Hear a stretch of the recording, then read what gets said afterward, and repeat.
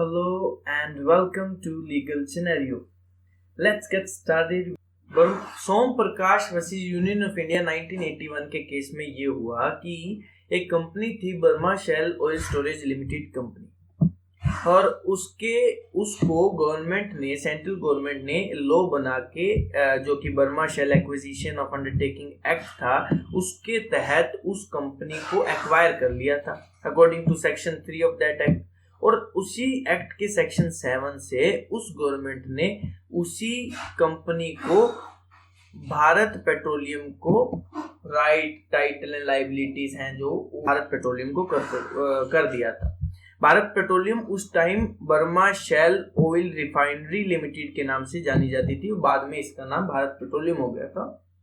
सो petitioner ने challenge किया कि भारत पेट्रोलियम है या फिर Burma Shell oil storage limited company है, उन्होंने इट वाज एलिजिड कि फंडामेंटल राइट वायलेट कर दिया पिटिशनर का। सो पिटिशनर ने सुप्रीम कोर्ट में चैलेंज किया कि माय फंडामेंटल राइट वायलेट हो गया है, तो रेमेडीज दीजिए, एनफोर्स कीजिए मेरे फंडामेंटल राइट।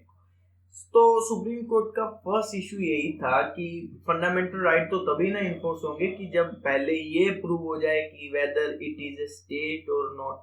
सो इशू सुप्रीम कोर्ट ने यही फ्रेम किया कि whether Bharat Petroleum Corporation Limited है वो would be a state under article 12 since it was neither governmental department nor statutory corporation but just a government company registered under statute of the company law. क्योंकि मैंने आपको बताया 1979 से पहले यही rule चलता था कि भाई जो कॉर्पोरेशन या तो गवर्नमेंट की डिपार्टमेंट हो तो उनको स्टेट मान लिया जाता था, या फिर गवर्नमेंट की डिपार्टमेंट नहीं है लेकिन उनको लॉ के द्वारा बनाया गया तो भी मान लिया जाता था कि स्टेट के अंदर फॉल कर रहे हैं।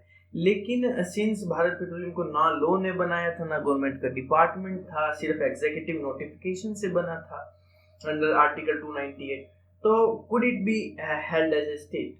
सुप्रीम कोर्ट बोलता है कि अकॉर्डिंग टू सेक्शन 7 आपने, सेंट्रल गवर्नमेंट ने अपनी जो प्रॉपर्टी थी वो भारत पेट्रोलियम के नाम कर दी थी।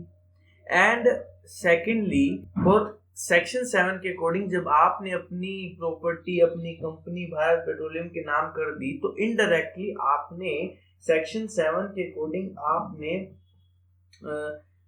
भारत पेट्रोलियम को एक स्टैट्यूटरी रिकॉग्निशन दे दिया। आपने एक लॉ के तहत उसको रिकॉग्नाइज कर लिया, चाहे आपने लॉ से नहीं बनाया लेकिन आपने रिकॉग्नाइज लॉ से कर लिया कि भारत पेट्रोलियम को हम अपनी प्रॉपर्टी दे रहे हैं। तो एंड सेकेंडली, जो अदर अथॉरिटीज आर्टिकल 12 में लिखा हुआ है, अथॉरिटीज का मतलब होता है पावर।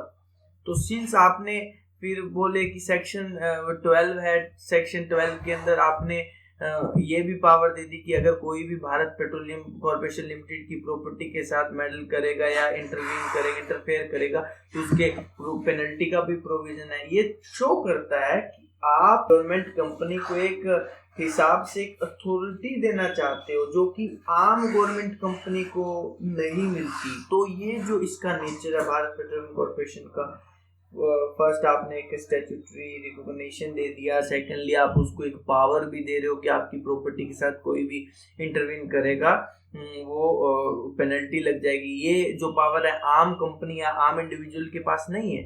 तो इट वाज हेल्ड कि चाहे गवर्नमेंट कंपनी को स्टैट्यूट ने नहीं बनाया है, फिर भी इसको हेल्ड किया गया कि it is a state. Guys, article 12 with relevant 5 cases for due LLB exam, उसकी कंप्लीट वीडियो को देखने के लिए लीगल सिनेरियो की प्लेलिस्ट फंडामेंटल राइट और वीडियो को कंप्लीट देखें। Thanks for watching, be with me, see you in the next lesson.